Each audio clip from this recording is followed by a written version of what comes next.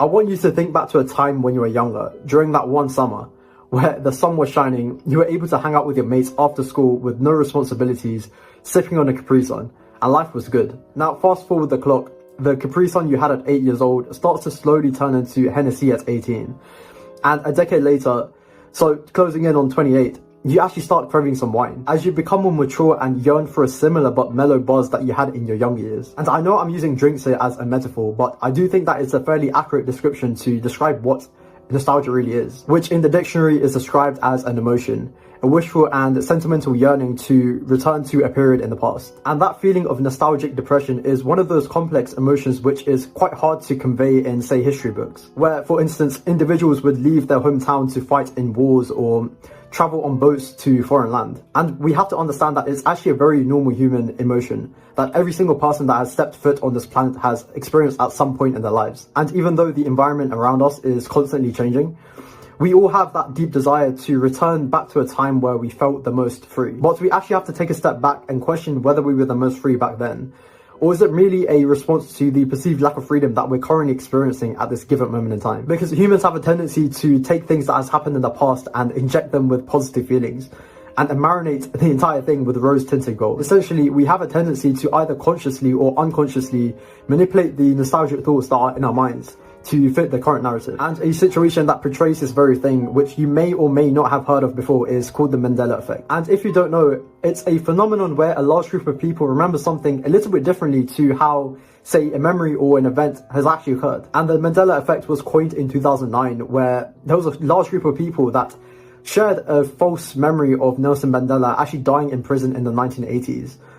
When in fact, Nelson Mandela actually died in 2013. Let's take another example, the Monopoly Man.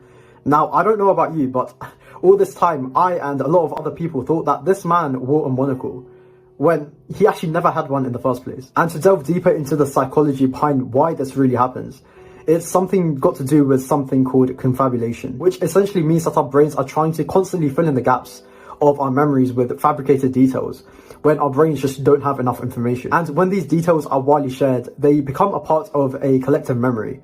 And the social reinforcement, which comes from the external environment, becomes heavily ingrained in our culture. So we really need to ask ourselves how reliable our minds are at remembering the past, as we can see that it's heavily influenced by societal and cultural factors. Also, we have to question what exactly causes these feelings of nostalgia to occur in the first place. So in most cases, if you're currently feeling this so-called nostalgic depression that I'm describing, it's probably got to do with the fact that you're lacking in meaningful momentum in your life. And to go into that point a bit further, you could feel this sense of idleness and stagnation in your life, despite everything actually going relatively well, such as you having a roof over your head or food on the table, and potentially a job to pay your bills. And sure, what I've just described are basic necessities that I think a lot of us take for granted. But what you may be feeling is that deep-rooted feeling of, I actually don't know where I'm going in life. And this level of uncertainty may cause your mind to go back to a time where life was actually a lot simpler back then. And talking about travel is another factor which causes this feeling of nostalgia,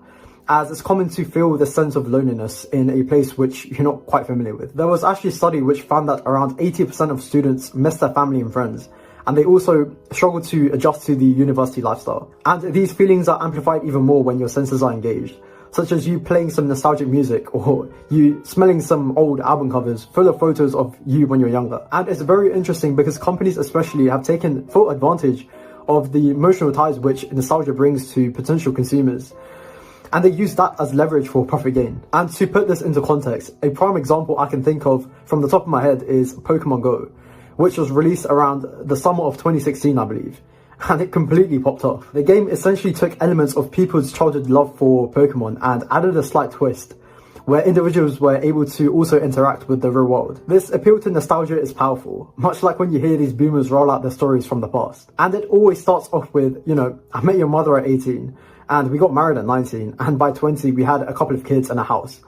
Which, let's be honest, it's close to impossible in current times. And when they portray this life of the past, it may give you a different type of nostalgia, a timeline which you've probably personally never experienced before. And you may just start to wonder if life may have been simpler if you were simply born in a different generation. But we have to look at the reality of the situation as, let's be honest, most people have a tendency to over-romanticize certain experiences of the past. And we also have to keep in mind that life was only really good for the privileged few.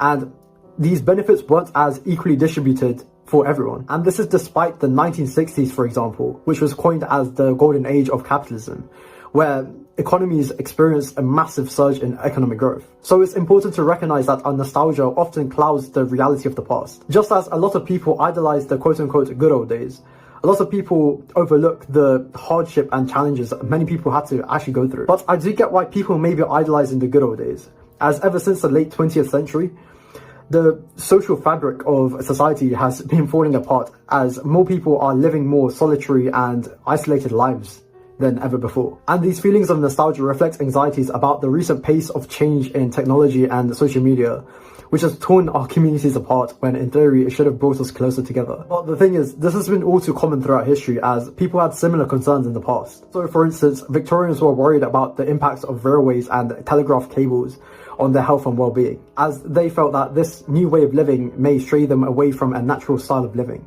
But that's the thing, right? The world is constantly changing around us, and many of us fail to take for granted of the moment that we have right now. And one day, these moments will quickly become memories that we cherish as we get older. Like, I'm not even talking any major events, but more so the everyday events that we will probably miss in the future. From the rituals of our morning routine to binge watching our favorite TV show, or just hanging out with our mates guilt-free. Because these small, seemingly mundane parts of life may quickly become the thing which evokes a sense of nostalgia. It's actually the reason why me myself, I'm trying to make more of an effort into creating and documenting memories in real time, despite not being completely comfortable on camera. I know, the guy with the YouTube channel. And this will consist of keeping photos, journals, or savoring moments which I can look back in the future, and potentially my future kids. But now I want to go over ways in which I overcame these feelings of nostalgic depression. But before I go into that, I want to take a quick trip back into history and the ways other people back in the day tried to deal with this type of emotion. Because back then, the solution was simple, and it was to make people work longer and harder all day, every day. And the idea was that labor would distract them from their feelings and help them sleep well at night, so that they can do all of it all over again. And this so-called epidemic of nostalgia was most common in soldiers who were involved in wars. And any kind of men that were involved in this were often labelled as defective or unmanly. And the way these nostalgic feelings were dealt with, especially from men by other men, was through banter and mockery. It's actually a deep-rooted part of masculinity and manhood to share experiences and laugh it off with your mates or your comrades back in the day. It's the way men for centuries have opened up and talked about their feelings, which usually occurs in an informal setting. And unfortunately, living in the postmodern era, we're living in a time now where it's more normal to openly discuss mental health struggles without it being labelled as a disease. And so here we are, the part of the video where I'm going to discuss how to overcome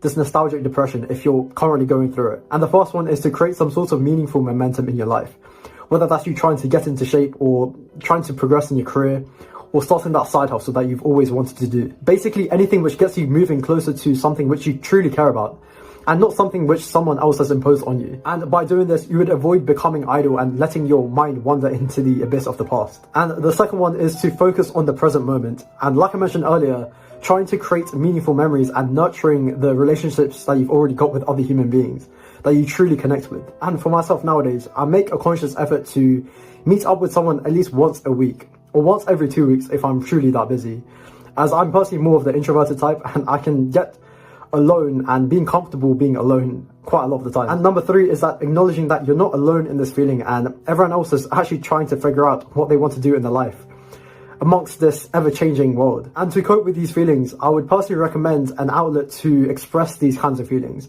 whether that's you being able to talk with a close family or friend member, or even journaling, or for me, creating these videos. And the fourth one is to be okay seeking professional help if you truly don't really know how to come out of this sort of depressive feeling. And the thing is, on the outside looking in, there might not be anything particularly wrong with you, but you may need answers to questions that you may not find out yourself. Because think about it like this, right? There are literally people that have studied the ins and outs of helping another individual untie those psychological knots, which you may personally not know how to unknot yourself. And I'm going to be completely honest, this is something I have yet to do, but it's something I'm definitely looking to do in the future. I appreciate you watching, and check out any of the videos on screen right now if you're interested.